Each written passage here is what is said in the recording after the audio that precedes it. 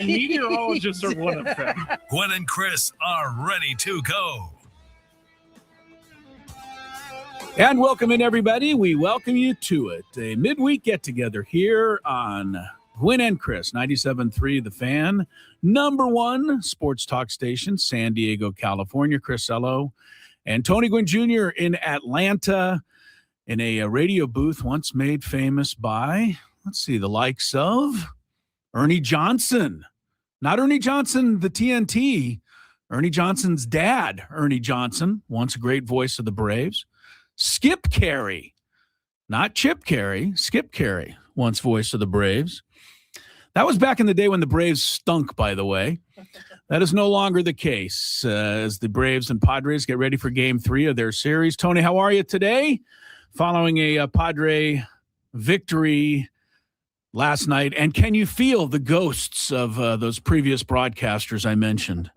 No, I don't think they frequent Truist Park too often. Not the ghosts are gone. Huh? No, the ghosts are gone from here. I hear them. Oh, wait, whoa, hey, look out! They might have something. But yes, no. Padres got a victory yesterday. A homer field victory, multiple by none other than the Manny Machado guy, and Toddy getting on the board there with the longest home run in Major League Baseball this year, and it was a nice victory. Now let's see if they can do it again. Yeah, I was thinking of you really much of the game last night, Tony, as they pulled away, and I predicted as of last evening that at some point when I talked to you today, you would say, let's see if they can do it again. Because that really is what it's about. Yeah. I mean, they have to, start putting these kind of games together.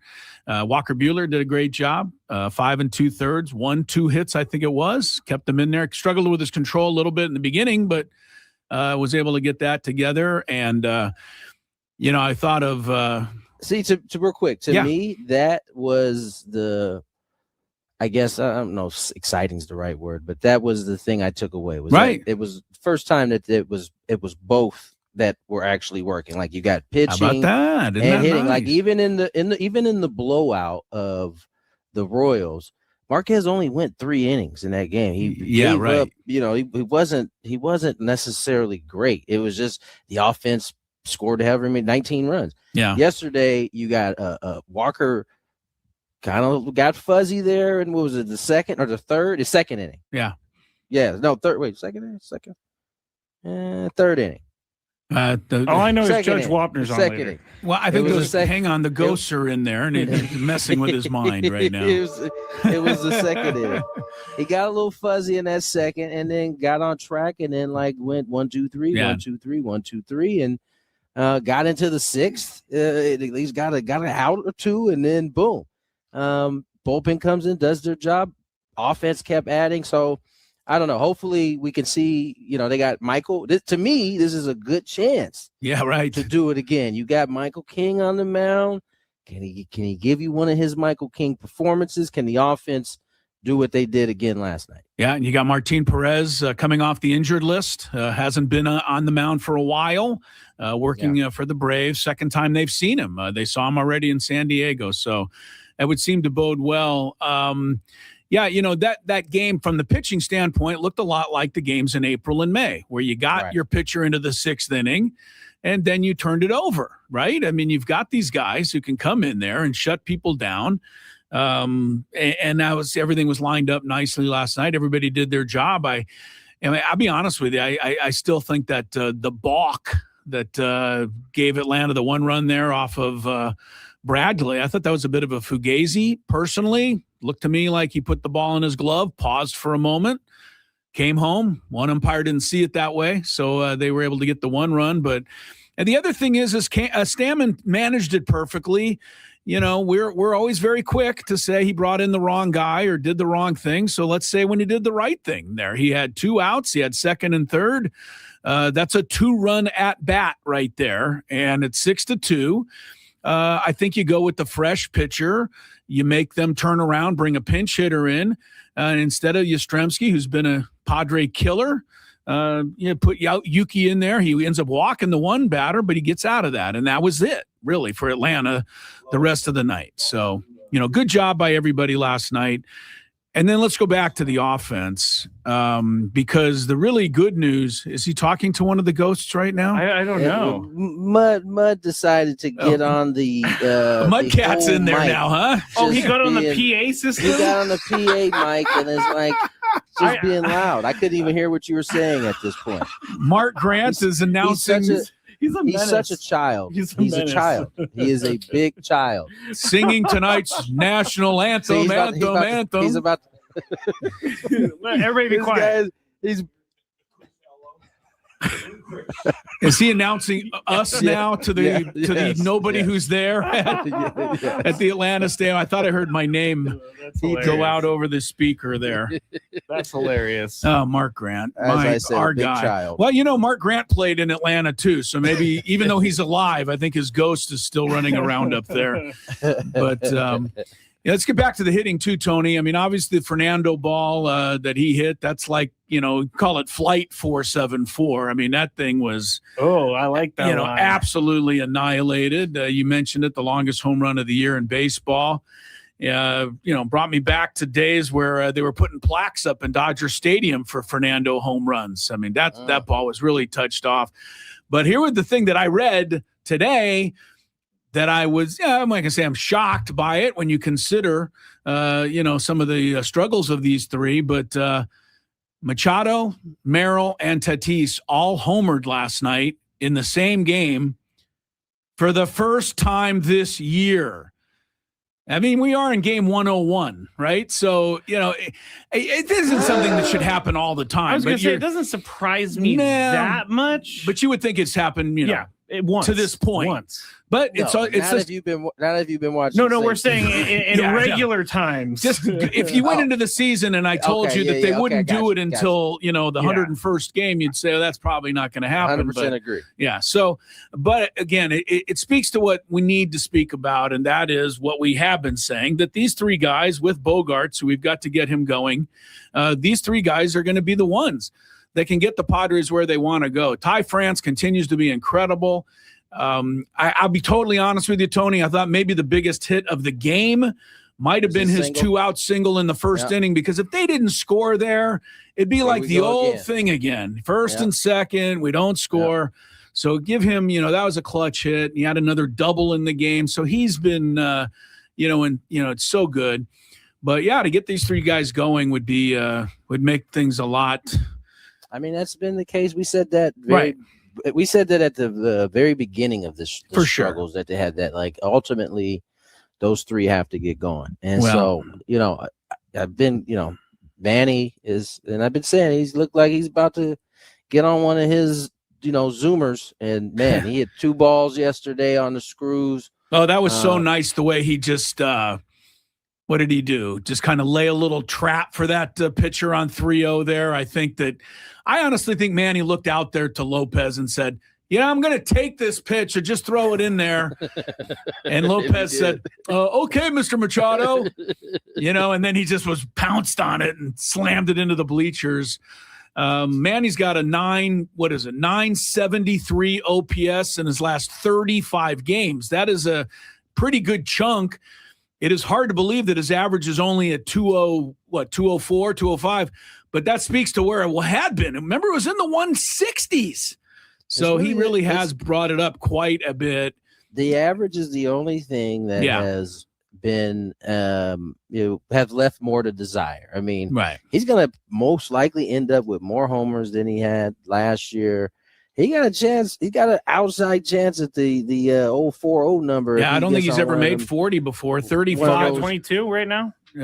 22, but he's at 35 was the most he's hit in the last 10 years. I know that. So he's got a real chance to beat that. And Skraby will check real quick. I don't remember if he had a 40 back in the ball. No, he doesn't. I know that. So 40 is possible. But what's most important is to get on. He's projected to hit 35 home runs right now. Yeah. Well, I said outside chance. Projections are really fun, but they just. I just went to Kalshi and put all my money because Tony said so. I know, but the projections don't mean a hill of beans because you know what? Tomorrow his projection will be for a different number. Hill of beans. Can I bring up one thing from the game? That yes, I need your guys' Skraby, opinion? please jump in. So the ABS challenge was the only thing that evaded their. We got it to the last fifth night. inning. That wasn't bad. We got it to the fifth inning. I know that Tony's going to completely disagree with me, but is there any sort of rule that Rengifo, who's a new player to the team, does not challenge with one challenge to go when that was clearly a strike? Right? I was about to say that Campusano started off 2 for 2 at the beginning, so actually there was some positive results. We lost it on a clear strike by a guy who just joined the team. Well, Tony's been saying this all along. You know what I think about it. I don't think they should even touch it till the sixth inning unless it's like bases loaded, 2 out. But Tony's point has been, fair. He's giving me stern dad face right now. No, he's not. He's in his, his thinking is, look, they've taken 2 with them many times as well. So they need to find the happy medium, and they've not ever really found that. I think we can all kind of agree with that sentiment. Tony. Now you're right. I just think I think it's a lot harder than we think it is. Oh, we know it is. Agree. We don't disagree. That's why I don't think they should challenge as much as they do early in the game. Well, one side thinks they shouldn't challenge as much. Some think they shouldn't go home with 2. And like, if you're not challenging the one, when is the proper time to challenge? We only wait until the 5th. What if it's a swing inning early in the game? What if it's a swing pitch for your pitcher that might be struggling a little bit? I just think that, it's ultimately, if it doesn't end up affecting anything, it shouldn't even really be. They won the game, so it didn't matter. It didn't matter. But I do know that they won. Not even that they won the game. That a situation pops up late in the game that it could have been used. That didn't make. I would agree with Skraby. There was one pitch Yuki threw that I think they could have challenged, and it might have helped. But look, this has been a discussed topic, and I think it's fascinating that ABS, we are still figuring out like what people are doing out there. I love it. I disagree with you. This is to me, it's the same thing as the crowd that wanted to change the playoff system after year 1. Like this is a practice that is going to be proven useless until we have more data to if that's how we're going to frame this argument, like there's a specific time, there's certain spots you should do it, then we all just need to kind of watch baseball and let the data collect. And then once we have enough, then we can make a little bit more firmer answers on when it should be challenged, inning, I did hear you, those Jesse, talking about this last night, saying like maybe teams are now going to say, hey, you're really good at pitches on the bottom of the zone. You should challenge those if you feel like you need to. But the upper pitch, the pitches up top don't do. I think what Tony said is one thing we can definitely agree on. It is hard to get it right. It is hard. Yeah. And that having said that, that is why I think I think you have to be careful about a willy-nilly challenge early in the game. As Tony said, I can't remember a time we've got to the 8th or 9th inning this year where it's really mattered, but I can also picture a game where it might matter, and I always like to have one in my hip pocket, but I would rather have the win in my hip pocket. So let's get that. Let's get back to 500. Again, they pick up ground in this wild card race. The Marlins have lost 8 in a row. 8 now? The Cardinals have lost 4 in a row. I think the Pirates got rained out, so that was the only reason they didn't lose. Anyway, you're 2 back now, and you just keep creeping up a little bit. But in order to make up the ground, you got to put together a streak because there's so many teams you're trying to catch. You need some of these. You need some W's. He's eating the W's like Jameis Winston. He's eating W. That's the thing. That's Jameis Winston. Did I miss that? Famous Jameis Winston. No. We played it. Jameis Winston was eating a W. It was before a game, and I think it was against New Orleans. Okay. It was when he was with Tampa, and he was talking about he had the huddle, and he put his fingers up in like a W, and he was like literally chomping on it. Of all the people to chomp on a W, I would think Jameis Winston probably be most careful because he doesn't get as many W's as a lot of guys. Man. I didn't know where he was going with that one. I was like, his last name starts with W. Like, where's Chris going with this? Also, like Jameis Winston, now that I know his personality a little bit, the whole crab legs thing makes total sense to me because he's a huge joker. Like, he's a huge joker. 1,000%. Because at the time he's a thief and he's a nuisance and he's terrible. Now that we know who he is, that was just a performative, entertaining display, I'm sure. Like, he had no ill will behind those crab legs at all. Dude just does. It's not even close to the same guy we've learned to know over. Yeah. Over time. He stole crab legs. He needs to be kicked out of NCAA football. When really, well, never mind. He was a number 1 overall pick, right? He was, yeah. And it was pretty much. It was consensus, unanimous decision right across very football. Good pitcher for Florida State. It just goes to show you how the NFL draft, and depending on the year, I mean, you go from that guy. I mean, Baker Mayfield. Remember, he was like easy number 1. He wasn't easy at first. Remember, it was like he shot up. Too? He like shot up the board, and all of a sudden, everybody was talking about him at number 1. And it was like, for real. Yeah. And then boom, he went number 1. Yeah. And so did Jaden Daniels. He went actually number 2. I take it back. Yeah. And one last thing, just for while we're on it, Patrick Mahomes was barely top 10. And when they drafted him, they were like, what are you doing? Why are you drafting this guy? That's how crazy that all is. I want you guys to get a look at, because I know you guys got a short show and I got to hop off. I want you guys to take a look at the San Francisco Giant game if you haven't seen it.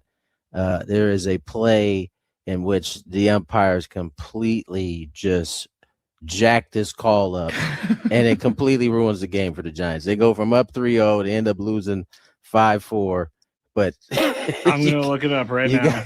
You got to see it. And my poor Tony. I was just going to say, where was our manager that we love so much? He got ejected.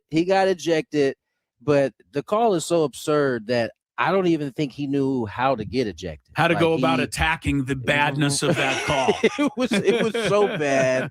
I mean, even the Giant broadcasters are going off on him. It's kind of great to watch. So well, we'll delve into that a little bit more. Obviously, the Giants losing on a bad call doesn't break our hearts too much. No, but it doesn't. We will see what happens tonight, Tony. Get down there, get going on some background stuff. We'll hear your call tonight. Skraby and I, you'll hear more from us as we head toward the pregame show on Gwynn and Chris.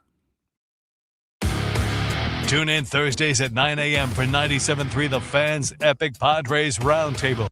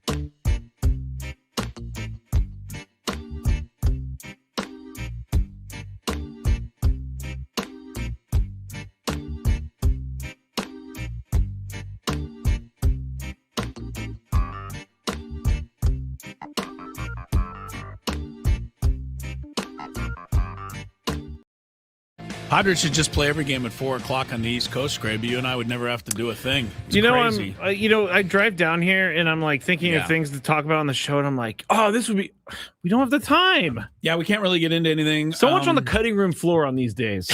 And I know a lot of people probably say, well, you guys are so lucky. Actually, we enjoy the show, so I don't really mind, a day or two once in a while where we have a shorter show, but I don't really like it every day. No, I don't want this. Not every day either. Tomorrow we will get a full show from 2 to 6. Will you be on after tomorrow? Yes. Okay, so you'll have a Skraby Chronicles tomorrow. 5 hours. Right. Padres Braves is tomorrow morning at 9:15, which is a breakfast with the Padres. I thought it's not 9:35 a.m. I believe it's 9:15. I'll let you double check that. You know what I always think about when they do early morning starts? Ben and Woods get the treatment that we get more often, which is preemptive. And they don't mind because they feel like we get this treatment way too often. I've said it so many times that like we have it good. We are lucky. Yeah, but we complain anyway. Of course, because that's what we all do in this country. Probably better than any other country. Yeah, probably in the whole world. Anyway, short today. Tomorrow we'll be on the full thing. Padres and Braves coming up at 4:15. Michael King.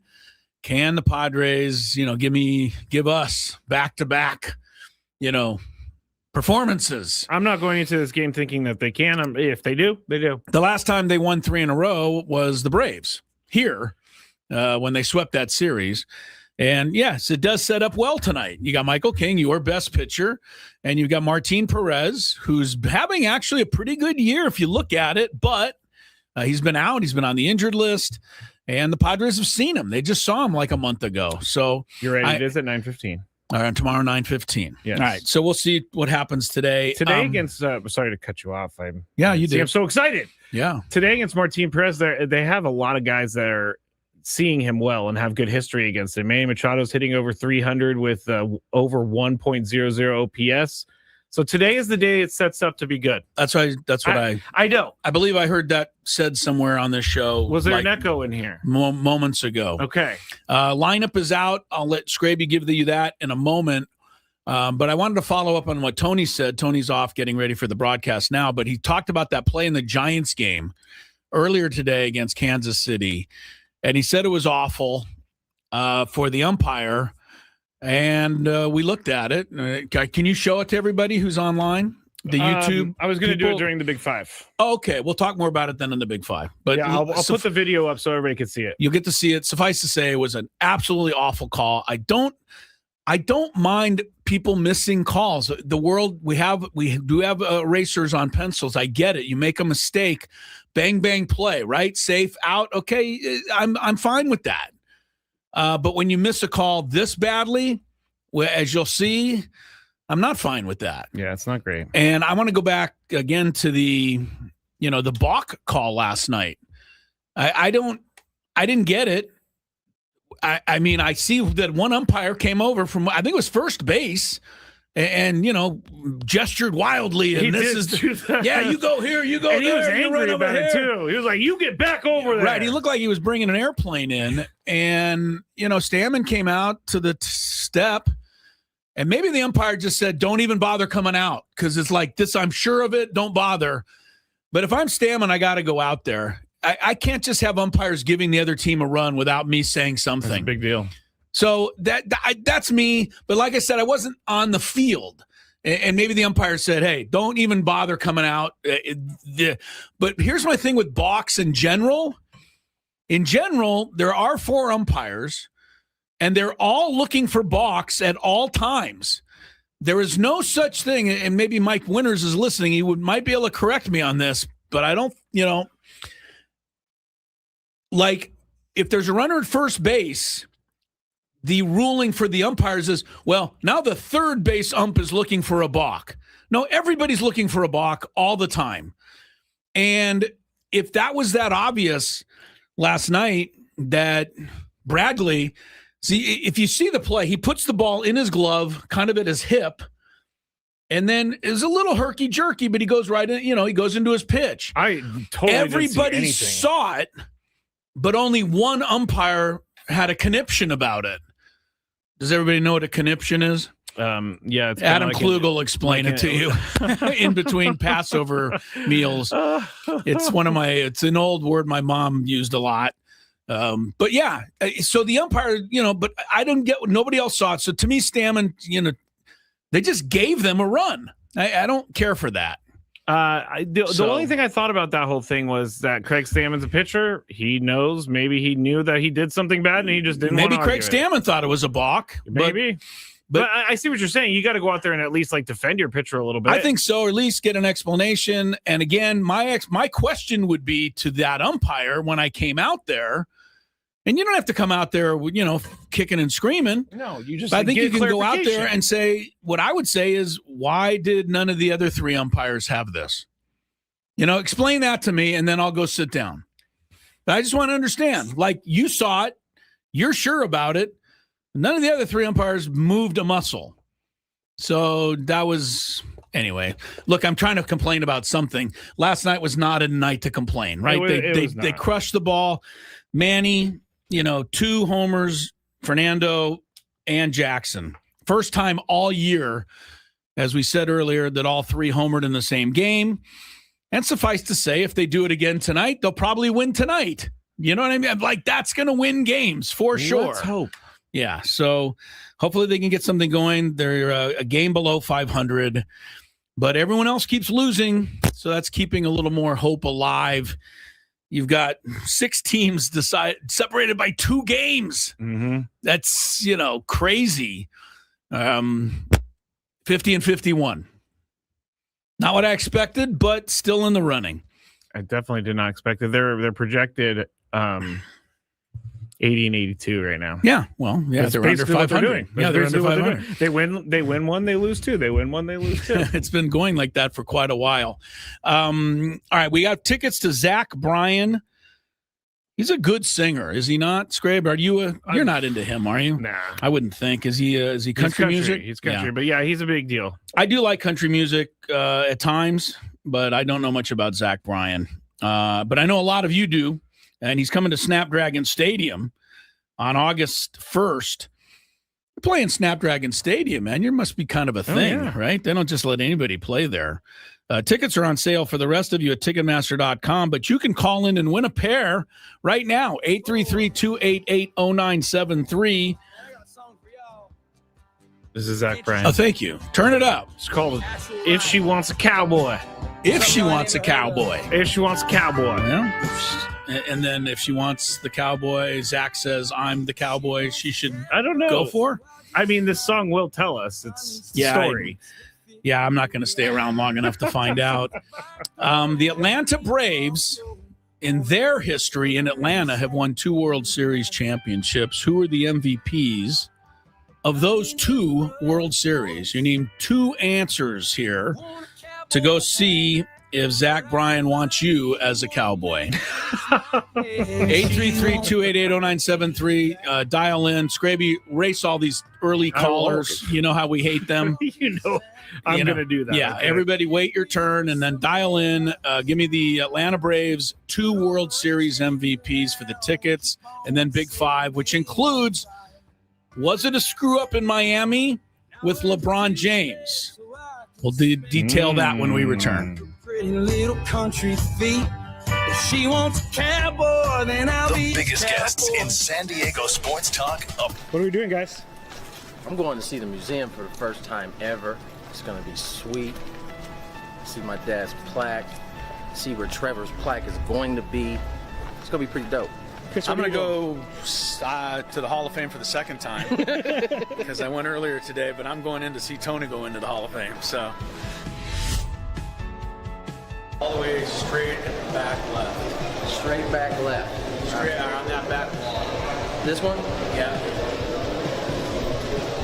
How you feeling, Tony? I don't know how I'm feeling right now, honestly. Excited? I'm definitely excited. Hello. Eric, how you doing? Pretty good.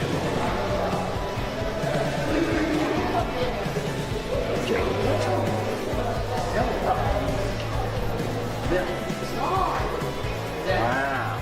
Just like I told you, next to the famous Barney Dreyfuss and Leslie Wilkinson, whoever they are. That does look like him. I know. It's a good shot. They don't do them all that great. That one's good. Really good.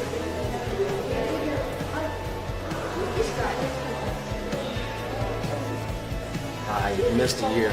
300. Must have been bad. Huh? Are you a baseball player? I used to be. Not anymore, though. Oh, it's so cool. What team did you play on? I can give you a long list of them. Brewers, Padres, Dodgers, Phillies, Nationals. What position did you play? I played outfield. This was my dad.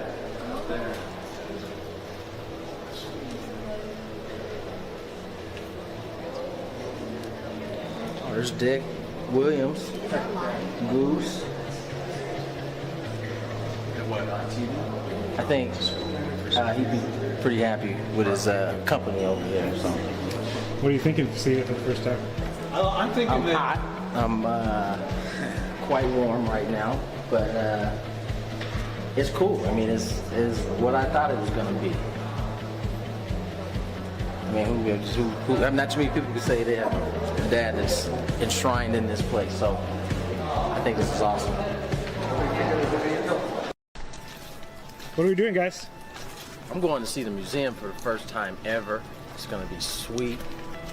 See my dad's plaque. See where Trevor's plaque is going to be. It's going to be pretty dope. Chris, I'm going to go to the Hall of Fame for the second time because I went earlier today, but I'm going in to see Tony go into the Hall of Fame. So all the way straight and back left. Straight back left. Straight on that back wall. This one? Yeah. How you feeling, Tony? I don't know how I'm feeling right now, honestly. Excited? I'm definitely excited. Hello, Eric. How you doing? Pretty good.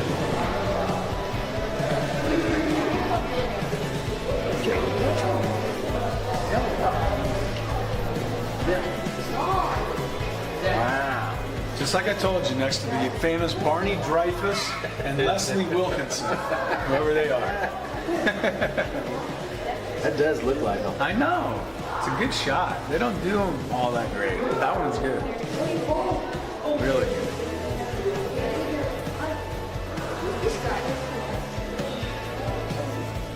I missed a year.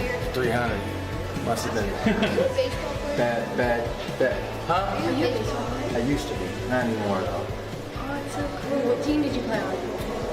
I can give you a long list of them. Brewers, Padres, Dodgers, Phillies, Nationals. What position did you play? I played outfield. This was my dad.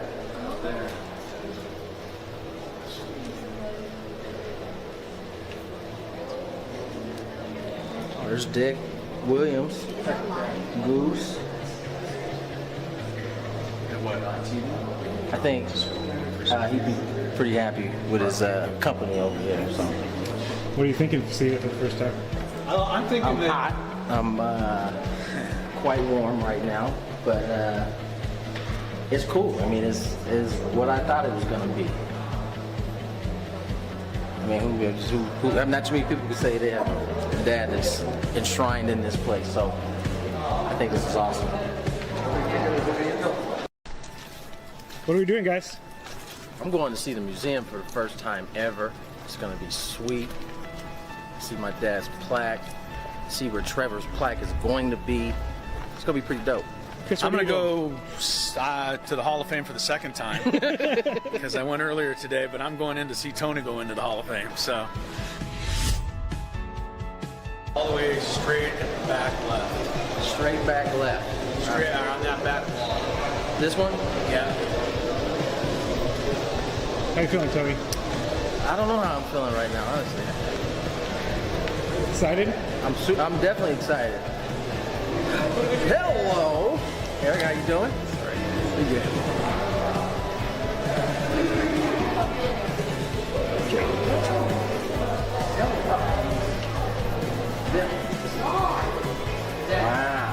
Just Just like I told you, next to the famous Barney Dreyfus. And All right, very rarely do we give a prize away on this show. And Skraby and I start begging that somebody will call with the correct answer. Your enigma wrapped in a riddle math equation. Right, that when people get those right away. Correct answers than what we just did. Yeah, we struggled there. John Smoltz is not correct. Dale Murphy was not correct. He was an MVP in the regular season. You got to listen to the question. Closer. That was closer than others. Right. Marty McFly was not correct. Doc Brown. Oh, was it? Okay, I thought it was Marty McFly. You said somebody guessed somebody from Back to the Future. Thank you for that comedy. But we finally got the winner. Who was it? Kenneth. Kenneth? Yes, right. Kenneth. He got it. Although Kenneth did not pronounce the second winner's name correctly. We were so desperate. Care. Yeah, we're so desperate we took it. You never said you had to pronounce it correctly. No, we didn't. Tom Glavine was the winner of the 95 World Series MVP when they beat the then Indians. And when they beat the Astros a few years ago, it was not Jorge Soler, but close enough. Jorge Soler was the World Series MVP. So Kenneth finally got it. He'll go see Zach Bryan. Give you a chance to win some more of those tickets tomorrow. One other note, before we remind you that all guests join us on the SDCCU fan hotline. It's not big bank banking. It's better. The Red Sox did it this afternoon, Skrabe. They won their 15th in a row to tie an 80-year-old record. That's crazy. Think about that. The Padres would not even become a team for another 23 years. The last time the Red Sox won 15 in a row was 1946. Ted Williams, they had some guy named Ted Williams on the club. He had just come back from serving in World War II. Oh, just that. Yeah, right? World War II. Red Sox then won 15. That's the record. They can break it tonight because they play another game tonight against the Orioles. Day-night doubleheader. Boston going for the all-time record in terms of the Red Sox. And I think there's one thing that stands out.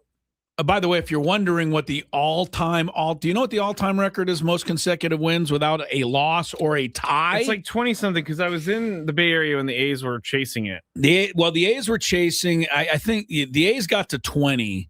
26. And when they went to 20, they won. They broke the American League record. Yeah. The New York Giants won 26 in a row about 100 years ago, but they had a tie in there somewhere.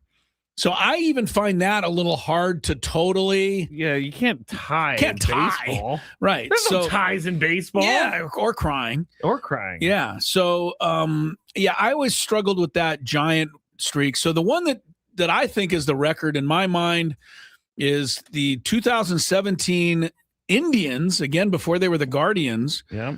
They won 22 in a row. I'm looking at it right here. So Red Sox are actually within shouting distance of that, although a ways to go. Guess who their first victory was in that streak? The 22? Yeah. Padres? No, Red Sox. Oh, Red Sox. Random, okay, right? It all goes full circle. Who was the – okay, I'm going to You're going to go date. all in on this? I'm going to sort it by date, and you're going to tell me the last team to have it.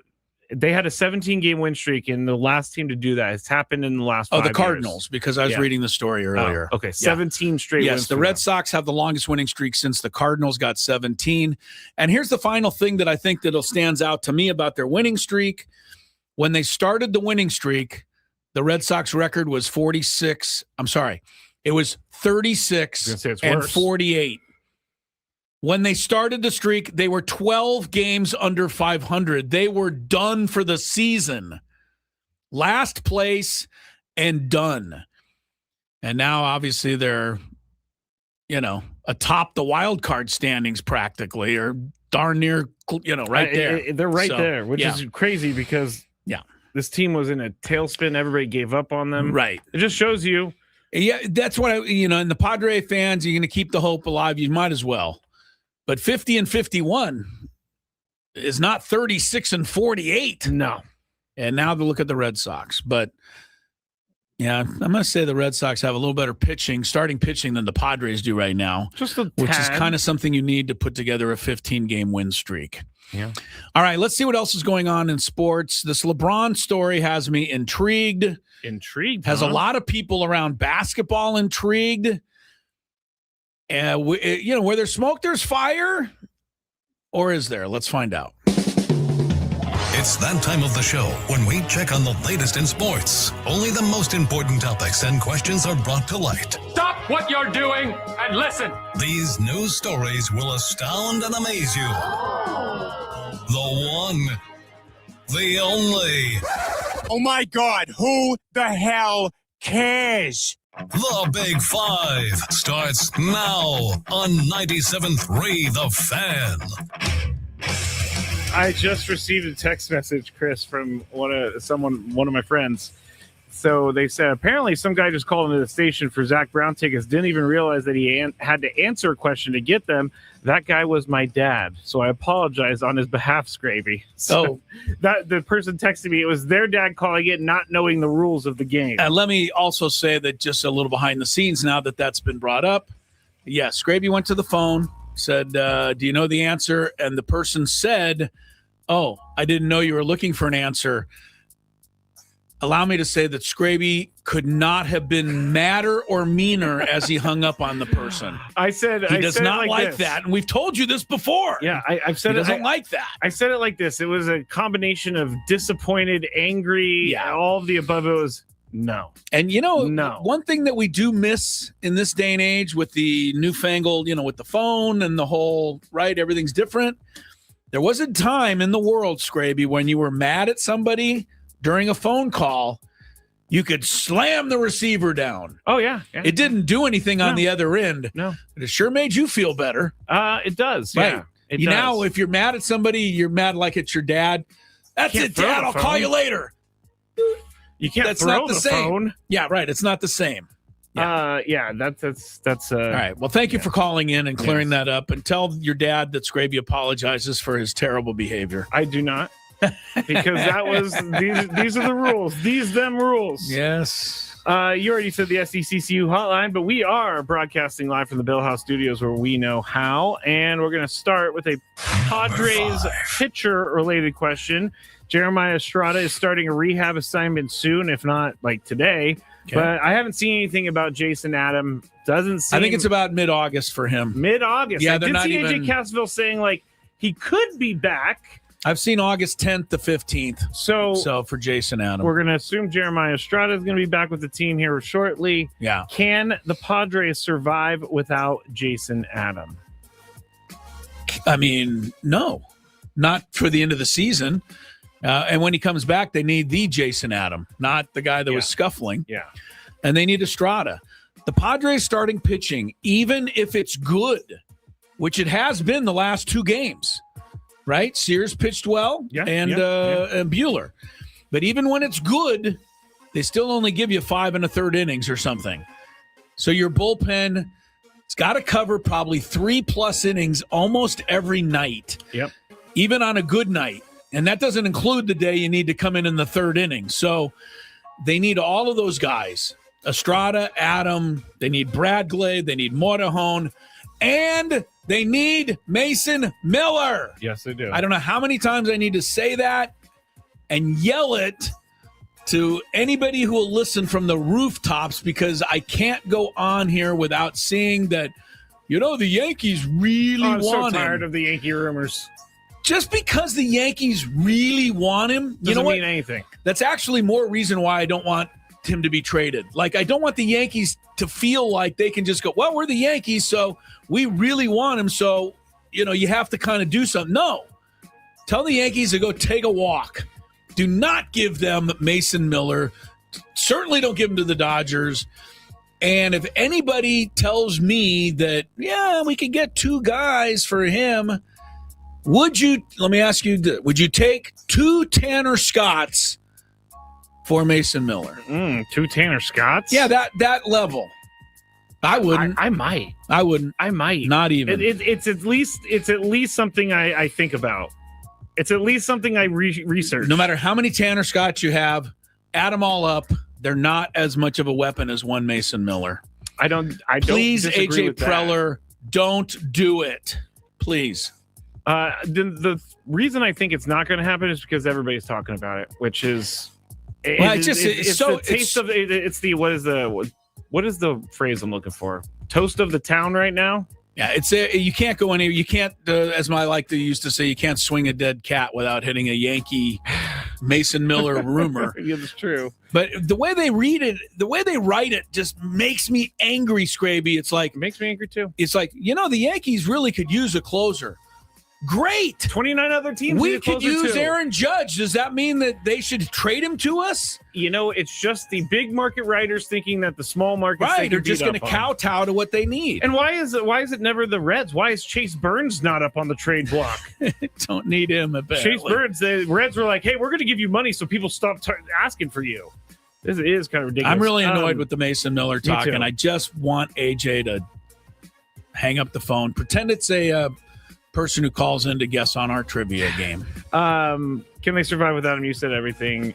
They can if it was the guy before he left. But if he was the guy, they need them all. The Jason Adam back. They need them all. I mean, look at last night, just for example. You used Bradley, you used Motorhone, you used Miller, right? Last night. You used Matsui. You used your 4 high leverage guys last night. Yep. You could end up leading them all tonight. But are you going to be able to use them all? That's why you need Estrada back. That's why you need Jason Adam back. Number 4. Also, back to the trade thing. I always see the Yankees offering, quote unquote, like garbage players. Why? Jason Dominguez is like some highly touted prospect. Not anymore. He's already come to the big leagues 9 times and proven he's not that good. And so people are like, Padres should trade Mason Miller for Jason Dominguez and Will Warren. I'm like, how does that make sense? All right. Some people are, what do they call them? Prospect huggers? Yes, prospect huggers. They just think all prospects are great, and they're not. Seems like Shohei Ohtani is going to have to wait until at least next season to try and win a Cy Young because the Dodgers have indefinitely halted his pitching because of his bulky knee. Bulky? Yeah. Did you say bulky? I did say bulky. So far, the hitting hasn't been affected by that bulky knee, but some think they need to put him on the IL for at least 10 days just to let it rest so they don't have it flare up during the later course of the year. Anyway. I got you. I'm up first. Would you do that? Yeah. What? Do what? Put him on the IL to let him rest his knee? Yeah, I do that. I do that right now if I'm the Dodgers. I mean, they already got a bunch of other guys. They got a 90-game lead, don't they? Yeah, I do it right now. I mean, this is a no-brainer for me. Unfortunately, I don't want to see him be great. Yeah, I want him to play every day and wear it out and, and hurt his knee. I mean, I get it. Thing, yeah. I get it, but would you, if you're the Dodgers? I think there's a bit of you that says, you know what, he's just DHing and, he only hits a home run anyway. So, but no, they're going to be careful. I mean, here's the thing that is toughest for any of us to swallow.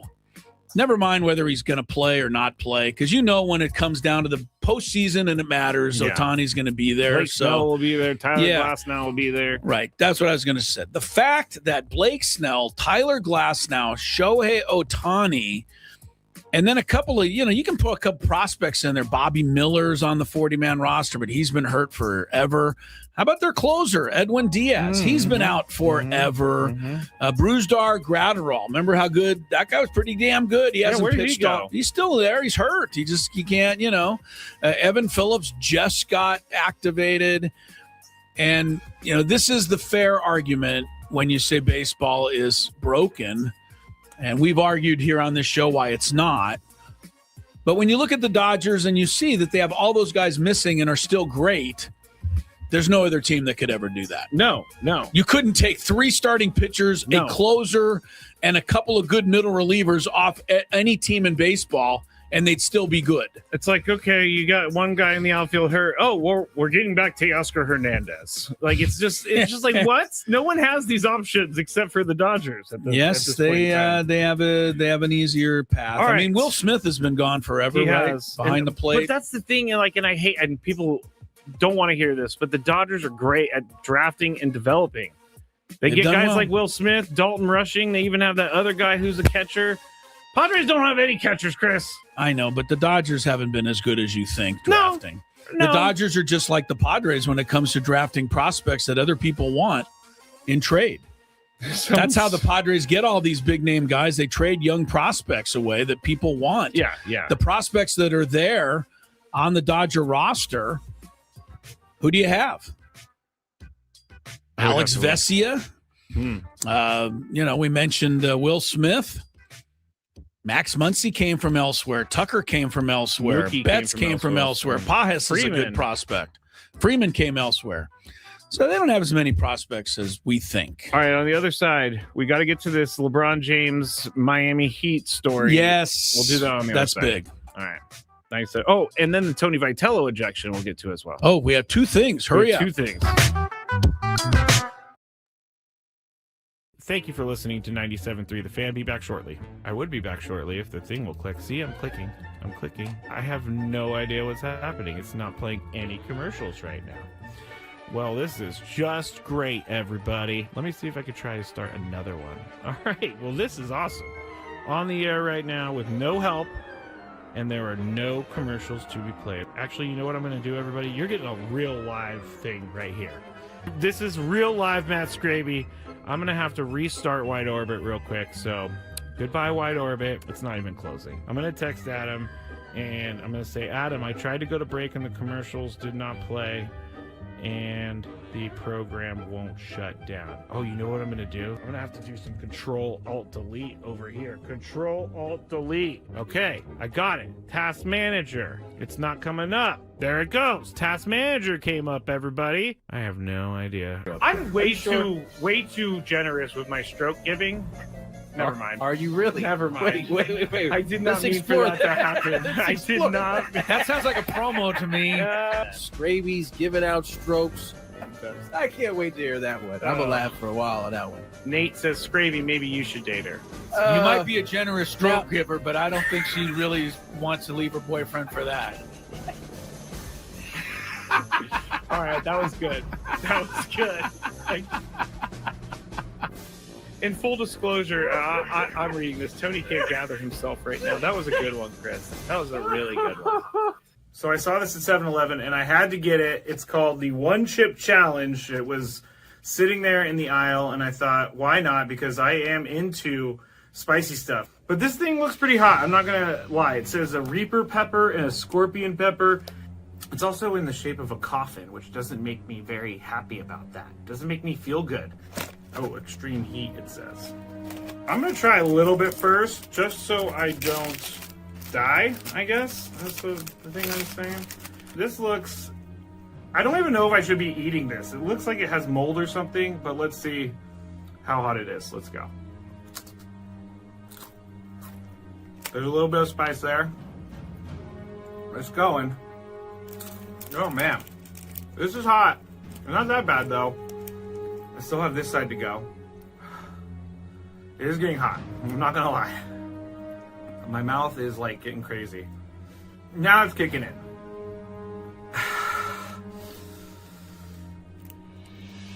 I'm not sure if I'm gonna finish this. Honestly, it's getting serious. I gotta go with the milk. My mouth is dying right now.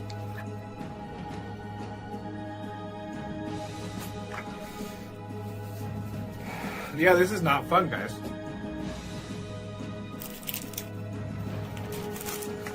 Never gonna do that again because my mouth is on fire. Thank you for listening to 97.3 The Fan. Be back shortly. I would be back shortly if the thing will click. See, I'm clicking. I have no idea what's happening. It's not playing any commercials right now. Well, this is just great, everybody. Let me see if I could try to start another one. All right. Well, this is awesome. On the air right now with no help. And there are no commercials to be played. Actually, you know what I'm going to do, everybody? You're getting a real live thing right here. This is real live Matt Skraby. I'm going to have to restart Wide Orbit real quick. So goodbye, Wide Orbit. It's not even closing. I'm going to text Adam, and I'm going to say, Adam, I tried to go to break, and the commercials did not play. And The program won't shut down. Oh, you know what I'm gonna do? I'm gonna have to do some Control-Alt-Delete over here. Control-Alt-Delete. Okay, I got it. Task Manager. It's not coming up. There it goes. Task Manager came up, everybody. I have no idea. I'm way too generous with my stroke giving. Never mind. Are you really? Never mind. Wait. I did not mean for that to happen. I did not. That sounds like a promo to me. Skraby's giving out strokes. I can't wait to hear that one. I'm gonna laugh for a while on that one. Nate says, Skraby, maybe you should date her. You might be a generous stroke giver, but I don't think she really wants to leave her boyfriend for that. All right, that was good. That was good. In full disclosure, I'm reading this. Tony can't gather himself right now. That was a good one, Chris. That was a really good one. So I saw this at 7-Eleven, and I had to get it. It's called the One Chip Challenge. It was sitting there in the aisle, and I thought, why not? Because I am into spicy stuff. But this thing looks pretty hot. I'm not going to lie. It says a Reaper pepper and a Scorpion pepper. It's also in the shape of a coffin, which doesn't make me very happy about that. It doesn't make me feel good. Oh, extreme heat, it says. I just wanted it to be known officially. Yesterday, Skraby and I sat down. Skraby said, give me some songs you like from the glory days, and we'll, start making them intros to the segments. I didn't choose that one there. No, that's a generic bed that I've had in for a very long time. Because that was kind of a ho-hummer. But when I pulled it, Tony was with me, and we both said, this is a perfect Chris Ello rejoin. No, it's not. We felt like it would be good for you because you would be sitting on some yacht somewhere. I don't mind a little yacht rock. I don't know that it's the right thing to intro our segment. We don't have a lot of time, though, to go back and forth here. We got 3 things to do before we turn it over to Sam Levitt. Yes. Padres Braves. We got to talk about the terrible call. I think it was Mike Esterbrook, the umpire today. Yeah. Just kicked this call so bad. It did. We also got to talk about LeBron James and the rumors or the mistake or the not mistake. It'll be interesting to see how this turns out as terms of where he might be going. But first, give me a Padre lineup for the game tonight. Yes. Facing a left-hander. No surprise that Gavin Sheets is not going to be in there tonight. He's really been scuffling, and they're not going to get him going against a lefty. So, Skraby? Leading off, playing right field, Fernando Tatis Jr. Batting second for the team and DHing Luis Rengifo. Well, Luis Rengifo has like 4 hits in the last 2 games. He is hitting. They may put him in the Padre Hall of Fame next to Tony Gwynn if he does it again today. Batting third, playing third, Manny. Ty France cleaning up, playing first base, Jackson Merrill center field, Campusano catcher, Bogarts, Crone, Bowen to end. Jace Bowen gets the call. To bat ninth, yeah. So there you go. That's the line. Yeah. I'm not going to – I'm just – Jace hasn't done it yet. I want him to, but not yet. Yeah, he hasn't, but he also hasn't been given like legit opportunity. But I mean, I would say he gave it at least the same opportunity as Samad Taylor. Samad Taylor did take advantage. Samad Taylor took advantage of it until he got hurt. So that's the difference. Until he got hurt. Yeah, that's a problem. All right, let's go to this Miami Heat. LeBron. No, we'll finish with that. Oh, we'll finish with that. Yeah, do Tony Vitello because this call was so bad today. Now you're gonna be able to show it. Yeah. If you're watching on the YouTube, you'll see it. But Vinny Pasquantino. And you have to understand the time in the game today. The Royals are trailing 3-0 here, and Skraby's trying to get it. He's trying to locate it. Not doing it yet. I don't know why it's not playing. Okay, there we go. User error. No, potentially. No. It's the never user error. It's the great StreamYard. Right, there's Tony Vitello. He's starting to argue, but we're going to go back and you're going to get to hopefully see. This is the first part of it. This is like clean audio, but they're going to show the replay and everything. Let me just play it. Play it. Okay. Challenge. So Tony Vitello he can't understand the call. Saying he pushed him. He did not push him. So he comes out. I mean, he just fell. There was no push. That's come on, man. Stop it real quick so I can tell people what they didn't see. Okay. Pasquantino doubles. He gets the second, but he slides so hard into second base that when he pops up on the pop-up slide, here it is. Falls off the bag. Yeah, here it is. His momentum. Okay, they show it here on the replay so you get to see it. But Pasquantino, here's the throw. He slides. Watch him go right past and falls off the bag. His momentum took him there. Totally. Adames then tags him. after he's fallen off the bag. Yes. There he's fallen off, and now the umpire says, nope, he's safe. And the Giants complain and say, what do you mean? And the umpire says, well, you pushed him off the bag. Which is not even close to being true. Even close. And he's right there. Yeah, I don't see how he could rule that. And so now go back and play the Giants announcers, because you can hear them say this is ridiculous. Yeah. Okay, so here we go. And the umpire's saying he pushed him. He did not push him. I mean, he just fell. There was no push. That's come on, man. That's Mike Estabrook out there saying he pushed him. No, he did not push him. So that's the call. So there's no more conversation, but it's just back and forth. Like, the other thing that bothers me is that Estabrook says, you know what, and he walks away. Yeah, like, doesn't dude, even listen to own it. You're totally wrong. They have every right to argue. And now Vitello gets kicked out because he's out there and he's not even making a big deal out of it. He's just got his palms up like, are you serious? He is. So he gets thrown out. But you know why he got thrown out? Because the umpire stunk. And that's just not the reason. And I can tell you again, I know it's Major League Baseball or high school basketball, but it's a similar thing. When I make a call that I realize is at least questionable after I've made it, it's not then fair of me to have a quick hook and throw the coach out for complaining.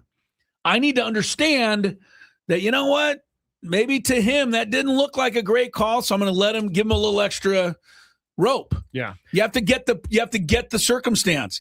Now, if I make a perfectly good call and you start arguing, then I'm going to say, look, man, that call's right, so stop. But if I make one and Mike Estabrook had to know that he was wrong there. That's why I feel like sometimes umpires act that way because they know they made such a bad call that they just need to move forward. But they don't move forward. They compound it by now throwing the manager out of the game. That is true. So that's a second thing that you've done two things. And of course, after this happened, yep, I was just about to bring it up. Sal Perez home run, 2-run shot. Royals come back, win the game 5-4. That happened in the seventh inning with the Giants cruising to a victory. Yep. So Tony Vitello he should have the ejection rescinded by baseball. I don't know if they do that, but they should in this case. He could call someone. I'm sticking up for Tony Vitello, which is weird. I know, but I'm saying, Tony Vitello could lodge a phone call somewhere. Oh, you're talking to Washington, D.C.? Yes, this is the new move. It's a new thing now. This is a new move. Yeah, that's a new is Mr. Trump in? Hold on a second. He's fielding a call from a coach somewhere else. He's fielding a call from the WNBA coach that got suspended. Caitlin Clark is on the other line, so get in line. He'll get to your situation in a moment. Yeah, but this is a bad call, and it's just bad umpiring all the way around. Sorry. I like to stick up for umpires, but I can't do it that time. So. I don't disagree. What was the last thing we needed to do? All right, now LeBron James story. We have 2 minutes left, but this is a doozy. So. And as someone who sets up a YouTube nearly every single day, I can see this happening. But with the subject matter, I would make sure. Okay, so tell people what happened. A link on the Miami Heat's YouTube page titled LeBron James Introductory Press Conference scheduled for July 27th. It was briefly posted, and then it was immediately deleted. And the Heat just said, "Oh, we didn't mean it. We didn't mean it. It's not true. It's wrong. It's wrong. It's wrong." They said it was a mistake, and I totally buy this part. It was merely an effort to be prepared in case he did it. Problem is, it takes about 5 seconds to create a YouTube channel or broadcast, and so you'll be fine if you didn't do this. Like, you did not need to publish this 5 days in advance. So here, let me try to square this away to people who don't get it all. So they put this up there in preparation. They're saying, for if LeBron James decides to come to the Heat, they're saying that we can just post it. Yes, I can tell you that in the day of writing, sports writing, I don't know how it is now. The most famous incident of this is Phil Collier, old-time writer for the San Diego Union-Tribune, got it from Sandy Koufax that Koufax was last year he was retiring, but he didn't want to announce it. Yeah. So Collier wrote the story that he retired and put it in a drawer. And then 2 months later, when Koufax called him and said, "Okay, All Collier had to do is pull the story out and give it to his editor and go, here you go.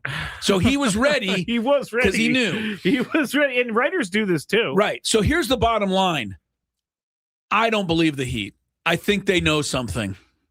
The reason is there conspiracy or not? Here's another thing. If I'm scheduling a video just to get it up there, I'm scheduling it for a year from now. So that it just doesn't, they're scheduling for July 27th, which is they're weird. saying 5 days from now, 5 days. They're going to have an introductory press conference for LeBron, and that got out, and then they took it off. It got out because everybody saw it, and then they deleted it, and they apparently fired this guy because they're looking for a new YouTube person with the Miami Heat. But again, if I'm scheduling something, I'm not scheduling it for within the next week. If I don't know if it's going to happen, I'm scheduling it for a year so it doesn't accidentally go live. You know who actually released this? Who? Whether it was accidental or not? LeBron James. I just believe LeBron James likes any discussion about himself. Wait, he said it was... Of course he didn't do it, but I'm just saying, everything's about LeBron right now, and I'm already annoyed, and he hasn't even decided where he's going to play. I'm very annoyed, too. And as I said yesterday, this is why people hate LeBron. Padres, Braves coming up. We'll be back after the game tomorrow. See you then.